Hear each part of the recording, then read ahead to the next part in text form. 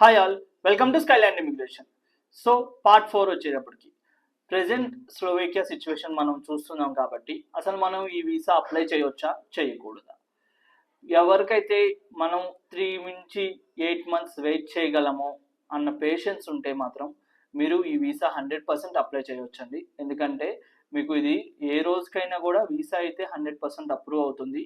Only delay ఏదైతే ఉంటే అది స్లాట్స్ వరకే డిలే తప్ప వీసా రిజెక్ట్ అవటం కానీ లేకపోతే వీసా హోల్డ్లో పడటం కానీ అలాంటి ఆప్షన్స్కి అయితే స్లోవేకియా లేదండి.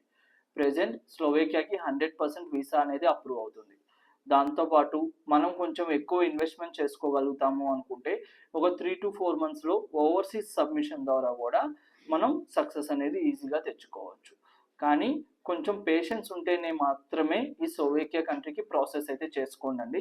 ఎందుకంటే మేము 3 to 4 మంత్స్ చెప్పినా కూడా కొన్నిసార్లు 5 మంత్స్ కూడా వెళ్తున్నాయి. ప్రెజెంట్ సినారియో అలానే ఉందండి. సో ఎవరైనా పేషెన్స్ ఉంటే మాత్రం ఈ కంట్రీకి చేసుకోండి. చాలా బెస్ట్ కంట్రీ, 100% వీసా వస్తుంది, నో రిజెక్షన్ రేట్. కాబట్టి మీకు ఎటువంటి ప్రాబ్లం లేకుండా మీ యూరోపియన్ డ్రీమ్ అనేది అచీవ్ అవుతారు. Thank you.